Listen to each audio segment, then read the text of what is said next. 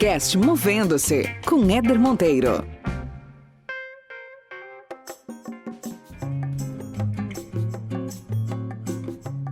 Eu começo a trazer a ideia de que a felicidade, mais do que ser discutida como caminhos, ela precisa ser discutida como estratégia. A gente já nasce com a carga de termos que ser extraordinários. Porque a perfeição só existe na divindade. Se você quer ser um grande líder, você é vulnerável. A melhor forma de você saber que você evoluiu é você se comparar com você mesmo. Aliás, essa deveria ser a nossa busca eterna de toda a nossa vida. Sermos melhores versões de nós mesmos.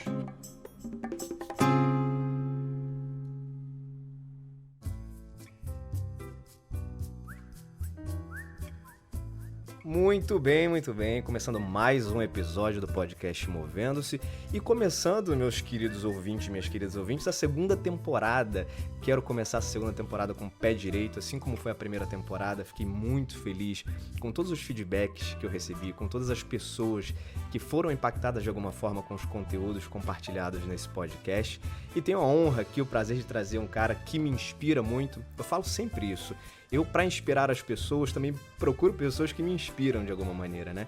E eu trouxe aqui, nessa segunda temporada, pra gente abrir com chave de ouro, Pedrinho Salomão. Meu irmão, super obrigado, viu, cara, pela tua agenda, disponibilidade, abrir essa janela aqui de bate-papo com os ouvintes desse podcast. Éder, eu que agradeço, cara. Muito bom mesmo a gente poder compartilhar um pouquinho das nossas reflexões nessa forma tão bacana, né? Eu sou um super usuário de podcast, participar do seu é uma grande honra. Abrir-se com a segunda temporada é uma grande honra. Que traga muita sorte, muitos bons convidados e muitas boas reflexões. Maravilhoso. Ô Pedrinho, você é um cara, eu já falei que você me inspira muito, inspira muita gente, a tua carreira é uma carreira, uma jornada longa aí, construindo conteúdos inspiracionais, palestrando por vários cantos do país, escrevendo livros, são 3 ou 4 já? São 3. O terceiro sendo terminado agora, valor presente. Maravilha. Agora, como é que começou, cara? Fala um pouco da tua carreira para quem... Provavelmente quem está ouvindo a gente já deve ter acessado o teu conteúdo de alguma maneira, ou através de alguma palestra, ou através de alguma live que está bombando agora. Mas fala um pouco aí da carreira do Pedro Salomão, como é que você começou e chegou nesse ponto que você está hoje de conseguir de fato impactar as pessoas, Pedro? Bom, eu acho que eu tenho várias formas de falar como eu comecei, né? Cada dia que eu vou falar eu escolho uma diferente, assim, né? Eu acho que a parte mais marcante para chegar onde eu cheguei hoje, principalmente profissionalmente, começa nos meus 13 anos com a falência do meu pai. O movimento de falência do meu pai, uma falência do jeito que foi, né? O tombo do tamanho que foi. Meu pai era armador, tinha companhia de navegação, e quando eu tinha 13 anos, na época do Plano Collor, meu pai fale, né? E quebra a empresa. Junto com a empresa, ele quebra todos os outros negócios periféricos que ele tinha, né? E a gente começa a perder tudo. Então, dos meus 13 aos meus 18 anos, eu entendi como que se perde um patrimônio, né? Então, ali naquela época que você é adolescente, começa a se entender por gente, começa a fazer suas escolhas. Sim. Que já vão, de alguma forma, te levando para a tua trajetória profissional. Eu entendi como que a gente podia perder, né? E meu pai sempre foi um cara muito... protetor, não no sentido de proteger a gente das verdades, não, mas assim, sempre foi um grande provedor e protetor, né, da família inteira, assim. Então, é aquele pai, como todo mundo, né, nos 13 anos costuma achar um pai super-herói, que de repente perde a capa, perde a armadura, perde o Batmóvel, né, e se vê totalmente vulnerável. Se mostra vulnerável, né? Totalmente vulnerável, cara. E aí, com 18 anos, simbolicamente, né, quando eu atinjo a maioridade, eu perco o último bem que tinha sobrado, que era o apartamento que a gente morava. E aí eu decido, com 17 para 20 anos, interromper uma carreira que tinha começado no esporte. Eu, muito cedo, sempre gostei de muito esporte, sempre fui muito estimulado pela minha mãe a fazer esporte.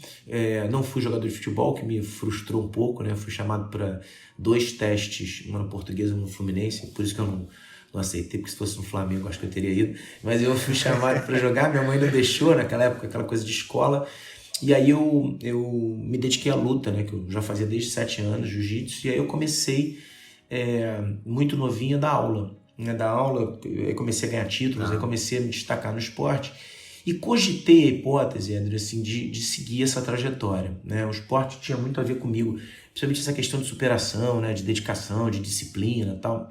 E aí no meio do caminho, com os meus 18 anos, eu decidi que eu ia fazer administração, né? Por 2 motivos. Primeiro, por ausência de intelecto e de inteligência para fazer economia, ou engenharia agrônoma, ou medicina, como minha irmã mais velha tinha feito, né? Então, como eu era o ordinário da família, né? Sempre fui o ordinário, né? Lembrando que ser ordinário, na verdade, tá na média, né? O ordinário é aquilo que se repete na ordem do dia, né? É aquilo medíocre, né? É o medíocre, né? O que está na média, e a gente tende a achar que isso é uma denominação pejorativa, quando pode não ser ou não deve ser, né? Eu escolhi administração, e aí também escolhi administração porque achava que como administrador pudesse salvar tudo que meu pai tinha construído. E aí eu rompo com a ideia do esporte e vou trabalhar com meu pai. Foi a primeira grande ruptura que eu fiz profissional, né, de um caminho que estava praticamente traçado, que me realizava, né, muito novo, já me realizava, já tinha ganho um título nacional, um título estadual, então estava bem encaminhado. E aí eu interrompo para tentar salvar o meu pai e termino de quebrar o negócio junto com ele, né? Então, eu vi que chega no fundo do poço mesmo, e aí foi uma loucura, porque com 19 anos eu não tinha dinheiro para pagar a faculdade, tinha rompido com o esporte que era o que me dava dinheiro, com as aulas que eu dava, e aí tive que começar a ter ajuda da minha tia-avó, da minha avó, para poder terminar minha faculdade. Aí, durante esse período, vi que eu tinha que trabalhar, vou para o Bradesco Seguros, passo num processo seletivo de estágio, começo a estagiar nesse banco incrível que abriu as portas para mim, no caso na seguradora, mas nessa holding incrível. E aí eu fui... O Bradesco tem uma coisa muito interessante. É uma instituição que desde do Amador Aguiar, seu fundador, ele só tinha presidentes até agora, até os últimos 3 anos, ele só tinha presidentes que eram funcionários de carreira, né? Ele sempre foi um banco prata que da casa, né? atrelou muito a ideia da prata da casa, né? Um banco que valorizava muito isso, e eu me senti muito moleque, muito valorizado a construir uma carreira lá. Então você imagina, né? Precisando de alicerces quando você perde quase todos, né? Encontrar isso numa empresa é muito simbólico. Aí eu fui efetivado eu fiz um concurso interno, passei em primeiro lugar, né? Coisa que nunca tinha acontecido na minha vida, por uma mera capacidade de me dedicar horas a fio ao que eu fazia ali, porque era a oportunidade da minha vida. E eu fui efetivado, e aí muito cedo eu ganhei minha independência financeira. Ganhei minha independência financeira e durante 2 bons anos minha família inteira achou que eu ia cumprir o que se tinha desenhado para mim, né? Ser um executivo de uma empresa. Até que me surgiu a oportunidade de trabalhar com meu melhor amigo, meu irmão, meu sócio, o Rafael Gasparian, que é meu sócio até hoje. E aí eu rompi com tudo de novo, porque entendi que se eu trabalhasse com ele, eu poderia criar uma empresa baseada na felicidade, porque se tinha uma coisa que a gente conseguia ser junto, e ele tinha uma história igual a minha, né, de pai falido também, industrial, do mercado têxtil, se tinha uma coisa que a gente conseguia ser diante de tudo, era feliz, né? E eu falei, cara, e se a gente levasse isso para o mundo dos negócios, né? E se a gente montasse um negócio com o ideal de sermos felizes, fazermos os outros felizes, né? Mudarmos um pouco o que a gente vê aí, mas dá uma pausa, Éder, e volta 20 anos no tempo e imagina você, moleque com 20 anos, falar que você queria pensar em felicidade nos negócios, nas empresas, né, cara? Era completamente, imagina, era uma utopia total. Mas foi assim, cortando a história, a gente montou nossa primeira produtora, e aí com 1 ano a gente já estava super premiado, o negócio tinha dado certo, porque o nosso foco era atendimento, né? Se hoje a gente discute o quanto atendimento é deficitário, a gente sacou isso há 20 anos atrás, de dizer que quando você é bem atendido em qualquer esfera da sua vida, você se fideliza, e aí a gente tinha um compromisso absurdo com os nossos colaboradores, a gente entendia que só podia atender alguém bem se fosse internamente bem atendido, então a gente tinha essa relação sempre de muita amizade, de muita transparência, zero hierarquia, a gente não acreditava na hierarquia nem no poder. E aí a gente foi lidando com jovens. Aí, cara, encurtando assim, né? Só um gancho aqui para eu não perder, vocês lá atrás já aplicavam um conceito que é recente, pelo menos aqui no Brasil, que é do Employee Experience, né? Não adianta você focar no Customer Experience se dentro de casa você não traz uma experiência positiva para o teu funcionário, para o teu empregado, né? Perfeito, Éder. E tem uma coisa que me acompanhava muito, que era aquela ideia de que a gente pensava sempre em colocar o cliente em primeiro lugar, né? Quando, na verdade, quem está em primeiro lugar é o funcionário, né? Então, assim, não faz sentido você colocar... O cliente sempre é um estranho. Na grande maioria das vezes, ele é um estranho. Se ele tem contato 3 vezes com você por ano, vamos pegar por base o varejo, por exemplo, né? Um cliente considerado bom é aquele que compra 3 vezes no ano, né? Tem uma compra recorrente, já é considerado uma compra recorrente. Quem te conhece, quem te encontra 3 vezes por ano, não te conhece. E você quer encantar alguém que não tem contato. A coisa mais fácil do mundo é a gente encantar um estranho.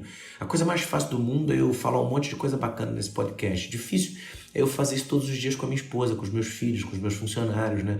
Então eu sempre tive essa ideia de que isso não fazia muito sentido. Voltando um pouco a essa ideia da ordinariedade, né? Eu sempre fui um cara muito focado no óbvio.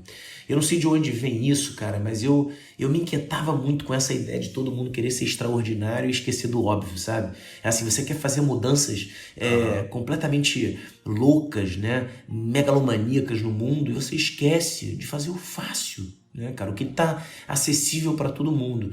E aí a gente montou de forma muito orgânica. Imagina, a gente não pegou isso em nenhuma literatura, né? Assim, a gente não teve muito... Eu tinha uma literatura que eu gostava muito, um pensador que eu gostava muito, que indiretamente falava um pouco sobre isso, que era o Henry Mintzenberg, que falava um pouco dos diferentes tipos de diferenciação das empresas, por qualidade, por custo, por preço. Eu gostava muito da ideia de diferenciação por qualidade, né, de você ter um produto parecido com o do outro, mas a quantidade de itens subjetivos que você coloca no seu produto, né, o fazem ser percebido de uma maneira diferente. Mas assim, basicamente, eram visões completamente pessoais, minhas e do Rafa, né? O Rafa foi comprando muitas minhas ideias e aí a gente montou a Tassurdo Produções, que era a produtora de comercial, e 5 anos depois, quando o mercado começou a ficar capenga, aí a gente montou o grande case, que foi a Rádio Bisa.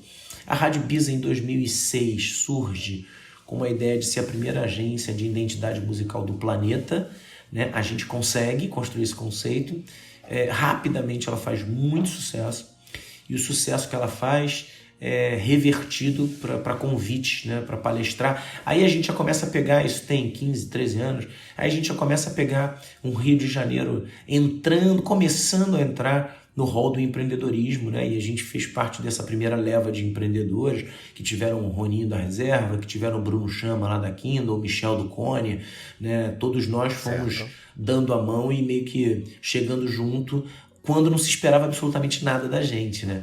E aí, cara, aí a gente montou esse negócio, as palestras começaram, que eram para falar da inovação e do negócio, sempre terminavam falando nessa importância do óbvio do ser humano, e eu comecei a falar do que realmente eu entendia, que era do óbvio, de pessoas do simples, né, do que está acessível. Muito bom. E aí veio a ideia da felicidade como uma estratégia, já que tinha sido uma estratégia para a gente. Surge o primeiro livro, em 2015 eu começo a escrever, lanço em 2016. Aí o livro catapulta tudo, né, cara? Catapulta a carreira, catapulta essa ideia de palestra, e aí a agenda, graças a Deus, fica louca. Aí eu começo a ser convidado para escrever um livro por ano. Em 2018 eu escrevo Líderes, com Y e com Z, que é uma continuação do Empreendendo Felicidade, que fala sobre a liderança das gerações Y e Z, ou a partir delas, né? Uma liderança desassociada de poder e de hierarquia. Esse livro é finalista do Jabuti, em 2019, nunca imaginei isso na minha vida. E agora... Qual? O Líderes? O Líderes é finalista do Jabuti no ano passado. Uhum. E aí eu já estava em processo de escrita do Valor Presente, né? A estranha capacidade de vivermos um dia de cada vez. Esse é o subtítulo do livro. O livro era para ser lançado em março, por conta da seleção do Jabuti, a gente estende mais um ano de livro, ele fica para setembro desse ano. E aí, enquanto eu estou terminando o livro, cai no meu colo a pandemia e o Covid, e aí eu escrevo um novo capítulo que se chama Pandemia de Humanização. Resumindo muito, acho que essa é a minha... Sensacional. Eu te conheci, a primeira vez que eu tive contato, quem é o Pedro Salomão, foi lá por 2016, 2017. Realmente foi quando você escreveu o Empreendendo Felicidade, né? E eu, como RH, acompanhei muito, né, conteúdo sobre você, palestra pra caramba. Pô, quem é esse cara falando sobre felicidade dentro das empresas, né? Tocando as pessoas de uma forma tão diferente, né? Eu falei, pô, esse cara é bom, esse cara tem algum conteúdo interessante aí na manga dele. Então eu tenho te acompanhado desde então, vendo o trabalho lindo que você faz, Pedrinho, cara, nas empresas e que tipo de impacto você de fato consegue levar para a vida das pessoas de uma forma muito, acho que muito diferente do conceito padrão tradicional que a gente está acostumado, né, a ver com palestrantes, consultores. Você tem uma identidade tão própria, tão marcante, né? Mas eu te admiro pra caramba a forma como você, de fato, consegue levar um conteúdo de uma maneira muito simples e principalmente, já pegando um gancho aqui com o que você citou agora do primeiro capítulo desse novo livro, de uma forma muito humanizada. Você traz conteúdo de uma forma muito humanizada e coloca as pessoas num viés de humanidade que, de fato, é de onde todos nós viemos, né? E aí, cara, você fez um livro agora, está fazendo um livro agora que o tema é fantástico. Eu queria fazer, inclusive, uma resenha aqui nesse podcast depois só sobre isso, que é valor presente. É como a gente deixa de viver o hoje para viver trocentas coisas lá na frente e que acaba gerando ansiedade, síndrome de burnout e várias outros problemas que nos afetam, inclusive a saúde mental. E você colocou na pauta um tema muito genuíno, na minha opinião, que é de olharmos o presente, vivermos o agora. E aí, como você acabou de falar, caiu no teu colo, de repente também, tudo isso que está acontecendo agora, né? Quem está ouvindo esse episódio, eu não sei quando você está ouvindo, mas estamos gravando em maio. Hoje, dia 12 de maio, estamos gravando esse episódio. Então, estamos no meio da quarentena. Pedrinho lá gravando no canto dele, eu estou gravando aqui no meu canto. Estamos respeitando o distanciamento social, mas o primeiro capítulo aí, pandemia de humanização. Primeiro, antes desse capítulo, o Pedro, fala um pouco pra gente, cara, por que esse tema, valor presente? Como é que isso te toca? Éder, primeiro, cara, muito obrigado pelo seu carinho. Eu tenho tido Eu entendo e consigo entender muito que talvez a minha forma de passar os conteúdos seja diferente, assim, né? Eu não tenho a falsa modéstia de achar que não é. Eu acho que para os dois extremos, assim, né? Eu acho muito perigoso essa ideia de palestrante, né? Como acho perigosa a ideia de coach, né? Ou de mentoria, né? Você sabe que eu acho que a gente está num mundo onde o conhecimento tem sido muitas vezes confundido com a informação, né? Como a gente tem muito acesso à informação, né? E eu sou de uma geração acima da sua, eu tenho 40 anos, eu ainda peguei a época em que a gente adquiria conhecimento dedicando única e exclusivamente tempo, né? A gente tinha que entrar na biblioteca da escola, a gente tinha que procurar a Barça, né? Que era uma enciclopédia, a gente tinha que perguntar para o professor, a gente dormia com uma dúvida. Então você imagina você, hoje, né? Com todas as ferramentas que você tem, dormir sem saber alguma coisa que você queira saber. Isso é uma completa novidade. Isso é algo completamente impensável para o mundo de hoje. A gente fazia isso, a gente tinha que tomar anotações e deixar para perguntar para o professor, para o pai no dia seguinte. Imagina, né? Não tinha Google, não tinha buscador, não tinha nada disso. Então é mais fácil para a minha geração entender que o conhecimento precisa de tempo dedicado, né? A gente vive num mundo hoje onde todo mundo absorve informação, né? A informação é commodity, está disponível para todos nós, e cospe, vomita, né? Regozija, bota sempre essas informações da forma que quer, como se elas fossem conhecimento, né? Eu acho muito perigoso isso, porque eu acho que a gente está vivendo num mundo onde as pessoas são muito informadas, mas onde a gente tem se esvaziado de conhecimento cada vez com mais frequência, né? Quando éramos caçadores-coletores, alguns 1000 anos atrás, 10, 15, 20 mil anos atrás, olha quanta coisa a gente, né, se fôssemos hoje caçadores-coletores, eu e você, a gente saberia fazer. A gente saberia caçar, a gente saberia pescar, a gente saberia construir a nossa própria casa, a gente saberia costurar a nossa própria roupa, a gente saberia duelar, brigar, cuidar do bando. A gente ainda tinha conhecimento de fauna e flora, 90% do que a gente consome da nossa flora já era descoberto há 20 mil anos atrás. A gente sabia prever o que ia acontecer no tempo e a gente errava muito pouco, né? Ou seja, a gente sabia fazer fogo. Olha quanta coisa a gente sabia fazer. Hoje, né, diante dessa pandemia, estamos desesperados porque não sabemos cozinhar, costurar, lutar, né, cuidar dos nossos filhos. As pessoas têm se desesperado com essa função de serem pais, né, o que é muito louco. Então, a gente tem se esvaziado dessa sabedoria. E nessa cadeia hierárquica que você tão bem conhece, né, porque trabalha no mundo do RH, esse organograma pré-definido por nós e pelas organizações, pela sociedade, a gente tem, quanto mais alto o nosso cargo nessa cadeia, né, não na que eu acredito, mas nessa que a gente ainda vê no mundo corporativo, menos tempo a gente tem para conversar com pessoas, para cuidar de pessoas, para estar com pessoas, para ouvir pessoas. Né? A gente investe muito na oratória e pouco na escutatória quando a gente vai chegando nesse tipo de cargo, né? Ou na paternidade, quando a gente é pai. Né? A gente se engana com a ideia de que as pessoas vão aprender, né? E é onde eu queria chegar, de que elas vão aprender com os nossos discursos. Né? A gente se prepara no exercício da paternidade e da maternidade para vir com discursos prontos. Quantos pais, né, viram para os outros, para os seus pares, né, e falam, olha, você não me desobedeça na frente do nosso filho, né? Você concorde com o que eu estou dizendo, né? A gente tem que ter um discurso forte, contundente, a gente precisa elevar a voz, né? Achando que os nossos filhos vão aprender com os ouvidos. Né? A gente acha que os nossos estagiários, nossos funcionários aprendem com o ouvido. Não aprendem. Os nossos filhos aprendem com os olhos. Eles aprendem vendo o que a gente faz. Então, quando você chega numa posição que você é convidado para participar de um podcast com um cara como você, ou que você é chamado para pegar o microfone e falar com uma plateia de 5 ou de 5 mil, né? Ou que você escreve um livro, você tem que tomar muito cuidado com as suas atitudes. Você precisa, na minha humilde opinião, né? Claro que tem os pensadores que se desassociam do comportamento porque eles são intelectuais e pensadores, né? Então, assim, não importa como Karnal, como Cortella, como Pondé, como Clovis se comportam no dia a dia, o que importa é que eles são gênios intelectuais que inspiram a gente. Agora, eu que sou um ordinário, né, e que compartilho reflexões que são minhas, que não são pensamentos que vêm do Voltaire, né, de Robespierre, dos pensadores que a gente tem contato, né, que não vêm de Bauman, né, eu que tento compartilhar as coisas que são minhas, das minhas reflexões, eu preciso viver isso. Então, eu tento fugir o máximo que eu posso, né, desse lugar de ser, de me achar ou de ser ou dono do conhecimento, ou dono da oratória, da voz. Então, é um exercício muito gostoso de compartilhar os meus pensamentos sem a pretensão de ser um pensador, né? E eu tenho colhido frutos maravilhosos, né, cara? Grandes amizades,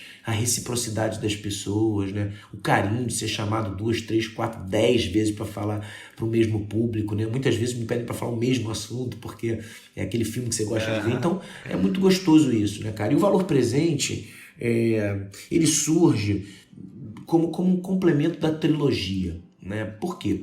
O que o Empreendendo Felicidade traz de proprietário, né? O que é um olhar meu? Eu percebo que o mundo lá em 2015, 14, né, está muito preocupado em rotular a felicidade, em criar formas e formatos, né, e fórmulas para a felicidade. E eu começo a achar isso um absurdo, porque começo a viver num mundo onde as pessoas têm justamente como elixir, como força, a capacidade de serem que bem entenderem, né? Quer dizer, a beleza do mundo que a gente está vivendo hoje, trazido muito pela sua geração, pelas gerações Y e Z, é justamente essa possibilidade de sermos quem bem entendermos. Então, quando a gente respeita a individualidade de cada um, ou pelo menos quando o mundo começa a se ver obrigado a respeitar a individualidade de cada um, no mundo onde a gente vê os nossos jovens não mais preocupados em emitir carteira de motoristas, mas em emitir suas opiniões políticas e ideológicas, não mais preocupados em comprar a sua casa própria, mas sim em exercer o seu direito de ter a orientação sexual que eles quiserem, né? Quer dizer, essas inversões, né, do material pelo experimental começam a me causar uma angústia de ver muita gente falando sobre fórmulas de felicidade, o que para mim é cada vez mais impossível. Se somos indivíduos cada vez mais diferentes, tentar empacotar a felicidade em caminhos, fórmulas, passos, 10 passos, 20 fórmulas, 20 caminhos, isso para mim é completamente louco, né? Mas na minha cabeça, respeitando sempre a opinião de cada um. E eu começo a trazer a ideia de que a felicidade, mais do que ser discutida como caminhos, ela precisa ser discutida como estratégia, né? E com um olhar muito simples. Se exigimos hoje, fundamentalmente, somente a felicidade como direito, você, eu, né? Enfim, todos nós, a gente precisa nas empresas entender que a felicidade é uma função estratégica, porque se não fizermos os nossos funcionários felizes, eles vão embora, né? E se os nossos funcionários não fizerem seus times felizes, eles vão ser mandados embora, né? Se a gente vai, por exemplo, para o âmbito da vida pessoal, se a minha esposa não estiver feliz, ela vai embora, porque ninguém mais é obrigado a ficar casado com ninguém. Pouco importa se ela tem filhos pequenos comigo, né?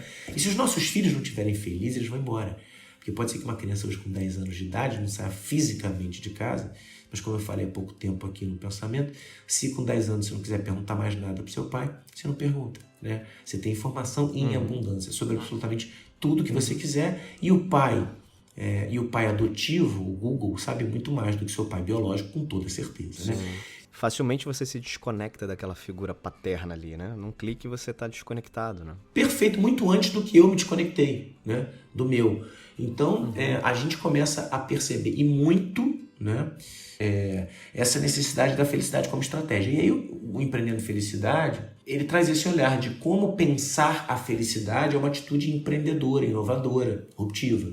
E aí faz muito sucesso. Só que toda a minha base para criar esse conceito proprietário da felicidade vem do comportamento das gerações mais novas. Quem trouxe esse olhar de abrir mão do status, do poder, da hierarquia e substituir pela experiência, né, pela orientação sexual livre, né, pela escolha do trabalho, da profissão livre, pelo propósito dentro do mundo dos negócios, quer dizer, eu só trabalho por propósito, eu acreditar, a verdade, a busca da verdade, foram as gerações Y e Z. E aí eu desenho um novo olhar para a liderança, que o que está sendo rompido, o que está sendo rasgado é a ideia da liderança pelo poder, né? Pela hierarquia. É uma construção que eu já tinha lá atrás, de que se você precisa do seu cargo, da sua patente, do seu título, do seu diploma, do seu crachá para liderar, você é tudo menos um líder. O líder é justamente quem não precisa de nada disso. Exato.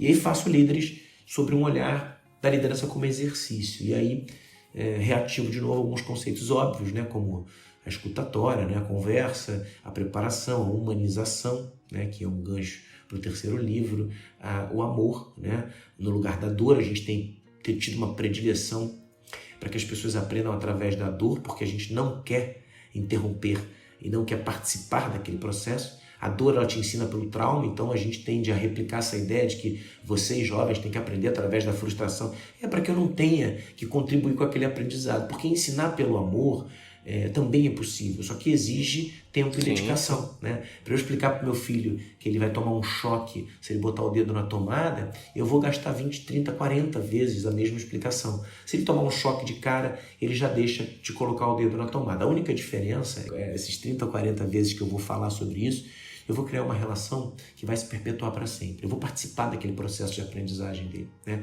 E aí, ele, quando tiver que ensinar, não vai usar a dor, ele vai usar amor, né? Então, eu tenho trazido esses conceitos mais óbvios, né? Que quebram um pouco esse paradigma de replicar essas ideias, né? Muita gente falando, estamos educando filhos, se fosse difícil como era a nossa época. Cara, a tua época já passou. Se atualiza, para com esse discurso, né, cara?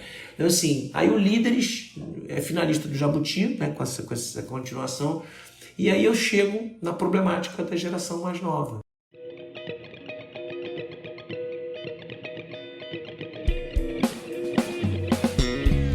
Opa, fazendo uma pausa aqui rapidinho para te fazer um convite. Tem muito conteúdo bom no podcast Movendo-se, tem muitos outros bate-papos por aí.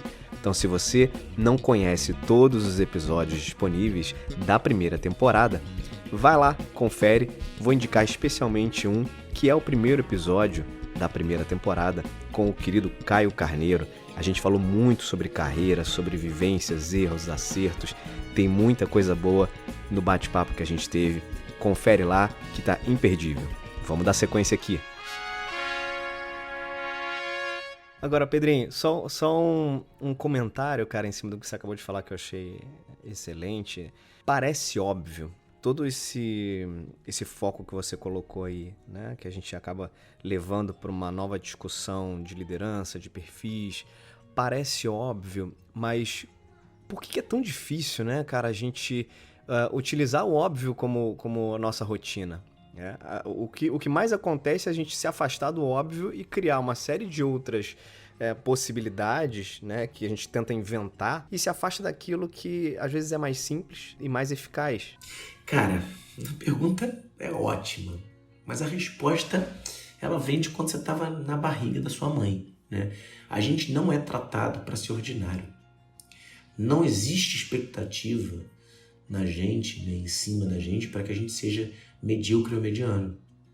A gente já nasce com a carga de termos que ser extraordinários, né? Estarmos acima da média, o que é uma total loucura e uma covardia. Se a média é justamente pelo menos a metade das pessoas, né? Você imaginar que todos nós somos passíveis de sermos extraordinários, por si só já é uma total incongruência, inclusive com uma questão biológica e genética. Claro, né? claro. Só que quando a gente sai da barriga da mãe, a gente tem 2, 3 anos, e os nossos pais vão apresentar a gente, falam que a gente é muito esperto, né? Que a gente aprende tudo muito rápido, que a gente é incrivelmente capaz. Né? E a gente vai acreditando nisso. E aí, durante a vida da gente, quando a gente vai para a escola, a gente é comparado com quem? Com os extraordinários. Né? Aqueles que tiram as melhores notas, e as pessoas querem que a gente chegue lá. Quando a gente vai para a faculdade, é a mesma coisa. Quando a gente assume uma cadeira numa empresa, pior ainda. A gente é comparado com aquele cara incrível que passou por essa cadeira antes de você, ou que está sentado na cadeira do lado, que é incrível. E a gente acredita que a gente precisa ser extraordinário o tempo inteiro. Né? Mais do que isso, no exercício da liderança, a gente se acha digno de perfeição. Quando alguém pergunta qual é você, é um profissional de RH, eu sou casado com uma, né? Numa entrevista de emprego, o que você mais escuta de alguém, quando tem que falar das suas deficiências, alguém fala, eu sou perfeccionista. É o único defeito que alguém aceita ter. Né? Ser perfeccionista. E o pior, a gente acaba achando que a gente é perfectível. Quando a gente assume um cargo de liderança, ou quando a gente está numa posição que a gente precisa, de alguma forma, encantar alguém, a gente se mostra perfeito. Até no primeiro encontro, quando a gente vai sentar com alguém, a gente não fala dos nossos defeitos, a gente fala das nossas qualidades. A gente vai acreditando que a gente é perfectível. E quando a gente quer chegar na perfeição, a gente não quer ser um grande líder. Aquelas pessoas que falam para mim, eu sou muito perfeccionista, eu quero ser sempre o melhor. Você não quer ser um grande líder, você quer ser Deus. Porque a perfeição só existe na divindade. Se você quer ser um grande líder, você é vulnerável. Se você quer ser um grande líder, primeiro você tem que se conhecer. Éder, como é que você se compara? Como é que você entende se você está evoluindo? Sabe como é que você, Éder, se entende se você está evoluindo? Se comparando com o Éder de um mês atrás. Não é se comparando com o Pedro de hoje. A melhor forma de você saber que você evoluiu é você se comparar com você mesmo. Aliás, essa deveria ser a nossa busca eterna de toda a nossa vida. Sermos melhores versões de nós mesmos. Mas a gente é estimulado o tempo inteiro a ser a melhor versão que o Pai quer que a gente seja. Né? A gente vai se moldando. Então, a gente foge do ordinário o tempo inteiro. E aí, talvez, quando alguém, e aí pode ser um autor, um palestrante, abraça o ordinário, o que acontece? Ele fala para muito mais corações. E o pior, ele acaba falando para os extraordinários. Porque chega um momento que a extraordinariedade, ela te afasta das pessoas. Você consegue ocupar o cargo que você tanto queria, você consegue ter a conta bancária maior do que você imaginava, você adquire bens, só que você se esvazia de pessoas, você se esvazia de sentimentos. A grande parte das pessoas que são extraordinárias, elas acabam vendo uma vida solitária, porque elas são levadas a achar que o resto do mundo está abaixo dela. Né? Então é muito perigoso essa ideia da extraordinariedade. Eu acho que é isso que afasta a gente do óbvio. Maravilhoso, cara, maravilhoso. Você falou tanta coisa que eu acredito que você não tem nem noção, cara. Acredito e prego constantemente, né? E quantos executivos a gente não vê ao longo da nossa jornada que, como você falou, atingiram sucesso, chegaram em postos altíssimos, tem grana. E, cara, aí você vai ver, no fim das contas, né, no fim do dia, são pessoas frustradas. E eu falo muito sobre isso quando a gente olha trilha de carreira, né? Carreira não é o que o coleguinha do lado conseguiu conquistar.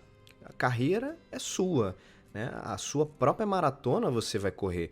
Então, quando você fala se compare com você mesmo para você medir evolução, é perfeito, cara, porque é isso, né? Não dá para você se comparar com outras pessoas, dado que cada indivíduo é diferente, graças a Deus, né? E essa comparação, ela não cessa, né? Isso é muito louco. A gente continua sendo comparado o tempo inteiro, né? E quando você vai ver, você perdeu sua essência. Você não se desenvolveu, você estacionou, né? Sim. Agora, voltando lá, ô Pedrinho, na pandemia de humanização, cara, esse capítulo que já está disponível, o capítulo Pandemia da Humanização, que é o primeiro capítulo do novo livro do Pedrinho Salomão, já está disponível, eu li, achei sensacional, muito tocante em função do que a gente está vivendo agora nessa quarentena. Mas fala um pouco dessa pegada aí. Essa ideia do livro do valor presente, né, como eu estava terminando ali no raciocínio, era a ideia de dar um complemento de também, eu que venho falando tão bem das gerações Y e Z, falar um pouquinho do qual comportamento nocivo que foi trazido por esse mundo apresentado por essas duas gerações. E eu falo justamente da ansiedade. Não é à toa que os nossos consultórios né? Eu tenho uma irmã psiquiatra, a maior psiquiatra infantil do país, estão lotados de pessoas sofrendo de ansiedade, né? O mal dos tempos atuais que a gente vive é a ansiedade. E aí eu tento falar um pouco sobre como que a ansiedade para mim, e aí de forma não técnica, não médica e sem juízo de valor, ela basicamente se resume na incapacidade que a gente tem de viver um dia de cada vez. Teoricamente, a cada dia que a gente passa, né, a gente tem um dia a menos para viver. E o que a gente está fazendo com essa vida, né? O que a gente está realmente construindo? Grande parte das pessoas que eu conheço passam uma vida abaixo da aceitação ordinária, né? Gente que leva as suas vidas sem grandes acontecimentos, sem grandes impactos, né? Quando a gente pensa na construção de um mundo melhor, de pessoas melhores. Então, sim, eu me sinto na obrigação de fechar essa trilogia falando dessa inabilidade que a gente tem de viver o momento presente.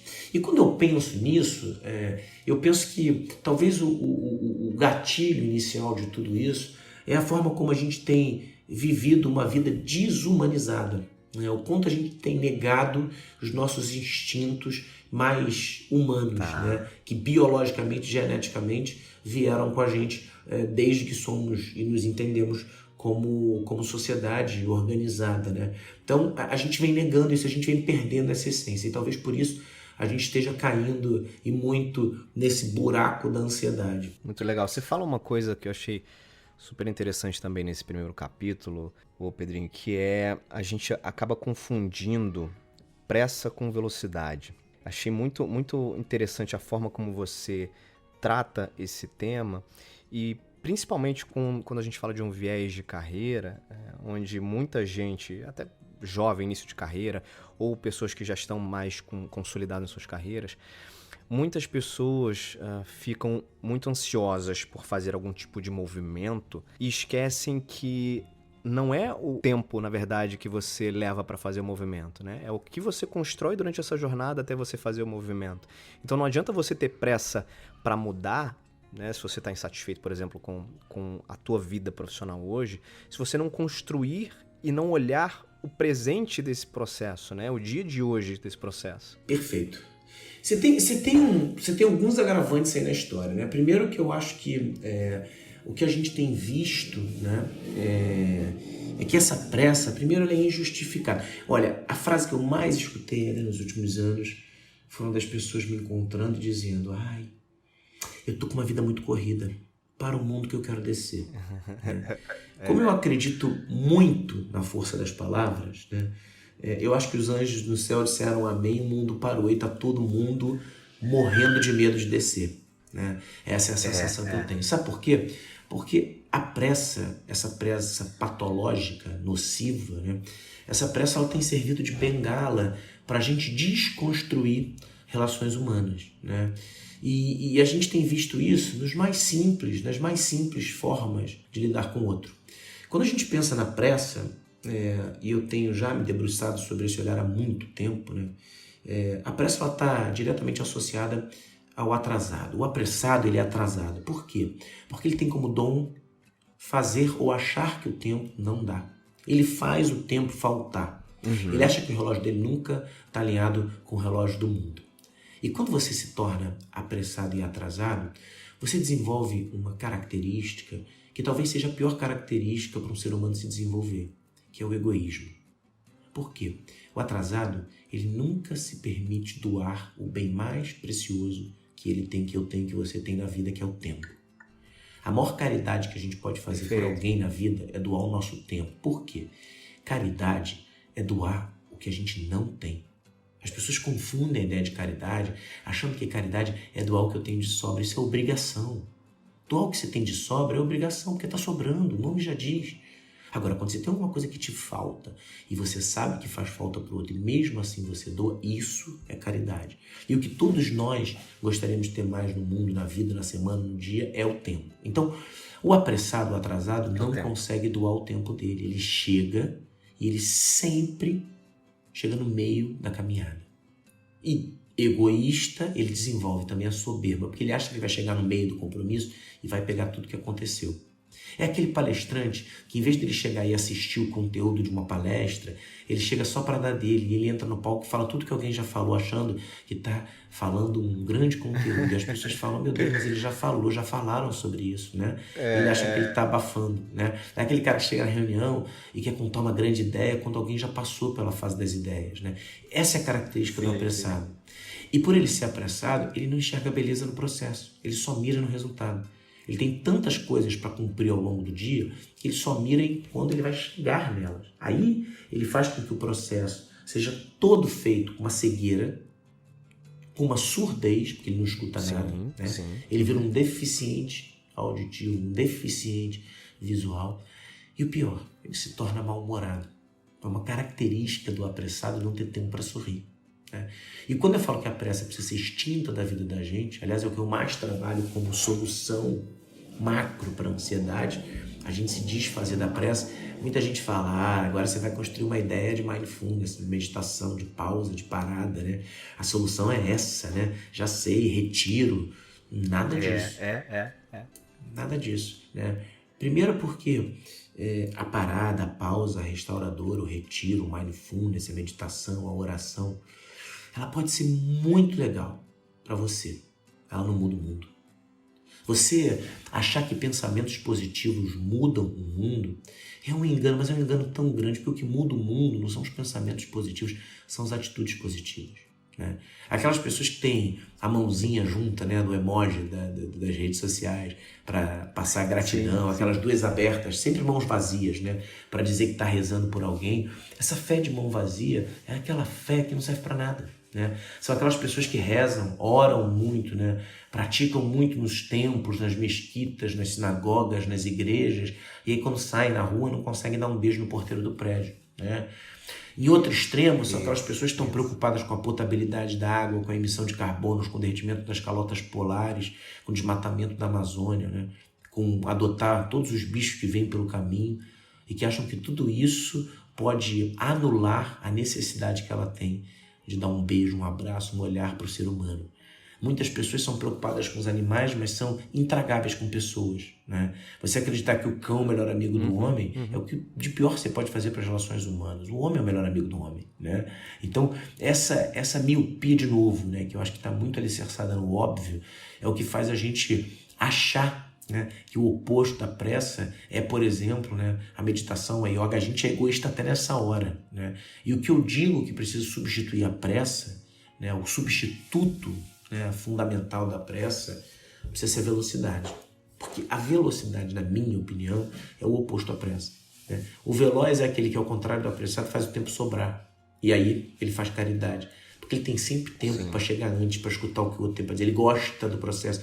Ele é aquele cara que escolhe só caminhos que ele conhece, que ele treina, sabe? Ele treina várias vezes o caminho e ele não pega atalho. O apressado pega os atalhos que o Waze diz, né, que o aplicativo diz, que o Google Maps diz, e aí ele se atrasa e fala, não deu certo, porque ele pensou como todo mundo pensou, ele jogou no buscador na mesma hora que todo mundo, né, que todos os atrasados. O outro conhece o caminho veloz, né? Então ele chega antes. Ele gosta, ele enxerga, ele escuta e sobra tempo para sorrir. O homem mais rápido do mundo comemora suas provas sempre com um sorriso no rosto, com uma dança, imitando uma flecha, dando atenção para os seus espectadores. Relaxadão, então, né? Relaxadão, né? Exatamente, parece que ele não correu. Aliás, é uma ótima definição. Ele está relaxado, não é um esforço, né? Ou seja, a velocidade para a gente entender o mundo em que agora tem home office, homeschooling, né? Home cuisine, tudo que você imaginar, que precisa readequar as relações trabalhistas, que precisa mudar o mundo, as relações digitais. Precisa de muita velocidade, claro. Se você não tiver velocidade, você morre. Se você parar para pensar, não, eu preciso de um tempo, você está ferrado. Agora, a velocidade vem com a prática. A velocidade vem com hábitos positivos, né? A velocidade vem com a capacidade de abrir mão das nossas convicções. Você se torna veloz quando você pratica, por exemplo, o esvaziamento da mente para aprender de novo, né? Quando você entende a importância de praticar a mesma coisa várias vezes. Né? Então, é um olhar muito mais para a velocidade e muito menos para a pressa. Muito bem. Ô Pedrinho, tem convidados que a gente tem aqui no podcast que bastava ficar falando 1 hora que já seria maravilhoso. Não precisa nem de mim aqui, de tão inspirador que é ouvir algumas pessoas falarem. Você é um desses caras. Então, obrigado por ter trazido todo esse conteúdo aqui idade presente para essas pessoas. Eu queria, para a gente encerrar aqui no bate-papo do podcast Movendo-se, fazer algumas perguntas que mudaram um pouco. Para quem já acompanha o podcast na primeira temporada, sabe que no final tem algumas perguntas clássicas para os nossos convidados, mas agora, começando a segunda temporada, mudamos um pouco. Temos outras perguntas aqui, eu queria fazer para você algumas delas. A primeira é a seguinte, Pedrinho, se você não fizesse isso que você faz hoje, profissionalmente, o que você faria, cara? Tem alguma coisa que você, lá de trás, da infância, ou enfim, o que você gostaria de fazer se você não fizesse o que você faz hoje? Algumas coisas, mas olha, o Globo uma vez fez uma pergunta e falou, cara, se você não fosse o que você era dia de trabalho, né? Era uma matéria de dia de trabalho. Onde você gostaria de estar? Eu falei, eu gostaria de ser o Nilo Sérgio ou o Marçal, né? Os diretores de bateria da Portela. Acho que eu me realizaria muito ali comandando a minha Tabajara, a Tabajara chegando ali. Eu acho que eu ia, acho que eu iria para esse lado, cara. Eu seria um sambista, né? Infelizmente não tenho um que dom coisa de tocar. melhor, pô, maravilhoso. Seria algo por aí.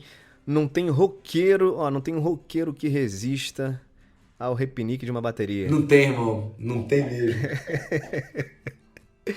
Agora, olha só, momento movendo-se. Eu tinha, na primeira temporada, a gente tinha um momento literário, que todo convidado indicava um livro que marcou, enfim, que gostaria de indicar para nossa audiência. Mas eu ampliei um pouco isso, eu queria um momento movendo-se, que não precisa ser necessariamente um livro, né? Se você tiver um livro, ou um podcast, ou um filme, ou qualquer outro tipo de conteúdo que você queira indicar para quem tá ouvindo aqui. Podem ser vários, não? Pode. Olha, eu vou dar 3 dicas de livros diferentes, tá? Que eu acho que a leitura tem essa função de complementar ideias, né? Então, por exemplo, eu para escrever um livro sobre o mundo atual, real, a ansiedade que a gente vive, né? Eu fui ler as distopias, né? Então, Admirável Mundo Novo é um livro, apesar de angustiante, muito enriquecedor, né? Para a imagem de um mundo perdido, né?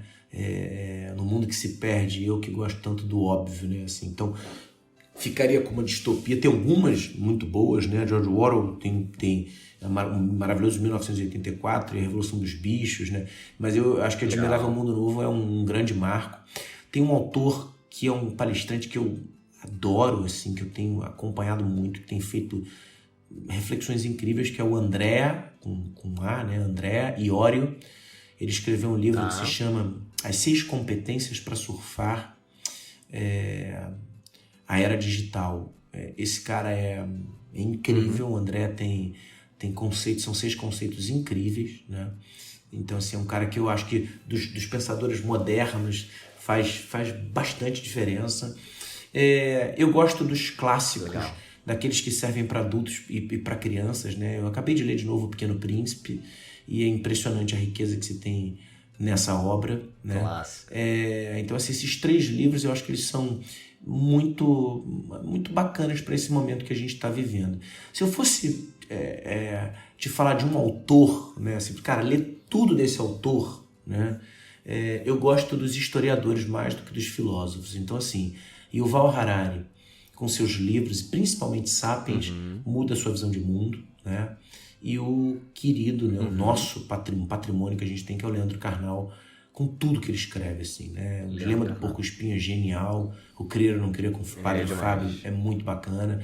O Carnal está escrevendo o prefácio desse Valor Presente. Eu estou tendo a honra de ter, né, um dos caras que eu mais admiro escrevendo o prefácio do meu livro. Então, se eu tivesse que indicar autores, eu indicaria Yuval Harari e Leandro Carnal, e aí sei nas cegas. E 3 livros do momento: Admirável Mundo Novo, Pequeno Príncipe e as 6 competências para surfar a era digital.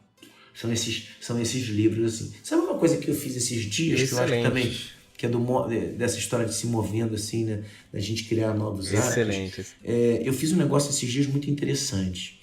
Você já escutou a Nona Sinfonia de Beethoven? Sim. Inteira?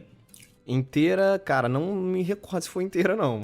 Ninguém se lembra disso, né? E eu fui ver esses dias 1 hora de sinfonia. 1 hora, cara? 1 hora de sinfonia. Ah, não, certamente não foi inteira. Cara, eu me dei esse tempo, né? Eu fui dar uma corrida grande esses dias de manhã cedo, eu tenho corrido todos os dias de manhã, e eu me dei esse luxo. Então, revisitar os clássicos, né? Entender por que eles chegaram onde eles chegaram, talvez faça sentido, assim, né? A gente tem esses patrimônios da humanidade que a gente deixa passar. Então acho que vale também dar uma olhada, não só em grandes livros também, mas em grandes composições, em grandes histórias. Maravilhoso, excelentes dicas, Pedrinho Salomão. Pra gente fechar, meu camarada, seguinte, estamos em maio de 2020, passaram-se 10 anos, estamos agora em maio de 2030. Como é que você quer estar daqui a 10 anos, Pedrinho, profissionalmente, na tua carreira, tudo que você construiu aí? Como é que você quer estar, cara? Cara, como um apaixonado pelo momento presente, eu não posso pedir nada da vida, cara. Se eu tivesse do jeito que eu tô, tá maravilhoso, assim, sabe? Sem o isolamento, tá bom? Vamos pedir isso, né? Acho que sem a necessidade de nos isolarmos de novo. Vivendo no mundo, olha, eu gostaria de estar do mesmo jeito que eu tô, né? Eu sou um cara muito realizado, eu sou um cara muito satisfeito com as coisas que eu tenho. Tem uma coisa muito engraçada, né? Que eu escrevi o prefácio de um autor que eu gosto muito, de um jovem, que é o Arnaldo Neto, que é um livro que é Vivendo de Propósito, né? E eu fui chamado para fazer a noite de autógrafo junto com ele, num bate-papo com os leitores. E eu falei que eu não tinha propósito. Eu não tenho propósito, cara, olha que loucura. Eu não tenho um propósito bem definido, né? Eu até acho que o propósito é construído ao longo da vida. Tudo que a gente vai fazer na vida com amor vai virando uma pedrinha para de repente virar um propósito lá na frente. Mas eu hoje não tenho propósito. Então, assim, eu sou muito satisfeito, de verdade, sendo muito sincero, cara, eu sou muito satisfeito com a vida. Eu sou muito satisfeito com a esposa que eu tenho, com os filhos que eu tenho, com a família que eu construí, né? Eu nasci numa família de muito amor, né? Eu tenho 2 irmãs e 2 primas irmãs espetaculares, uma mãe incrível, né? Uma sogra incrível, um sogro incrível, uma avó emprestada da minha esposa incrível, uma família inteira da minha... Então, assim, eu sou muito realizado, cunhados incríveis, eu sou muito realizado, assim, com tudo que eu tenho. Então, eu não peço nada da vida, de verdade, assim. Agora, se eu pudesse pensar alguma coisa para o mundo, para a humanidade, eu gostaria muito que daqui a 10 anos a gente tivesse, sem cogitar, um mundo mais frio, com álcool gel, né, com distanciamento. Né? Eu tenho... Toda vez que as pessoas falam o mundo vai ser diferente, nunca mais... Eu acho isso uma besteira. A gente nasceu para viver em bando. A gente vai dar mais abraço, mais beijo, a gente vai se aglomerar mais, a gente vai curtir a vida. Então, eu acho que eu gostaria muito que o mundo tivesse mais humanizado no sentido da gente se dedicar mais aos nossos filhos, aos nossos estagiários, às pessoas que a gente ama, que a gente encurtasse um pouco, claro que o abismo social e financeiro, mas também esse abismo sentimental que existe entre as pessoas. Que bonito, cara. Senhoras e senhores, Pedrinho Salomão aqui no podcast Movendo-se. E ó, Pedrinho, eu criei um final para essa segunda temporada agora de cada episódio, que é o seguinte: o que eu aprendi nesse episódio com o meu convidado. E eu queria dizer para você que eu aprendi aqui com você, além de tudo isso que você falou aqui, super inspiracional, não só para mim, mas para todo mundo que está ouvindo. Mas se eu pudesse consolidar tudo isso numa palavra, seria otimismo. Aprendi com você a ser mais otimista e tenho certeza que a gente vai se conectar muito mais aí e vai conseguir propagar muito mais coisa boa para tanta gente. E nesse momento, então, né, o que mais a gente precisa. Queria te agradecer demais pela participação aqui no podcast. E tamo junto, irmão. Obrigado, tá, cara? Um beijo enorme para você, sucesso, parabéns pelo seu trabalho. Conte comigo, foi uma honra bater esse papo delicioso.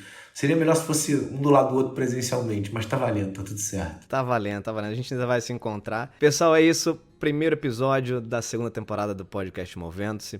Espero que vocês tenham aproveitado. Continuem aí conectados. Vem muito mais coisa boa por aí no podcast. O site já foi lançado, tá lá no ar, movendo-se.com, tudo junto. Sigam nas redes sociais também, @movendo-se. E Pedrinho, como é que o pessoal faz para te achar, para se conectar com você? Olha, minhas redes sociais são sempre muito ativas, principalmente o Instagram e o LinkedIn. Pedrinho Salomão, conseguem me encontrar lá, me achar, mandar mensagem, eu respondo sempre que eu posso. Maravilha. Um beijo, fiquem com Deus todos, obrigado pela audiência, obrigado pelo convite, irmão. Beijos e abraços, até mais.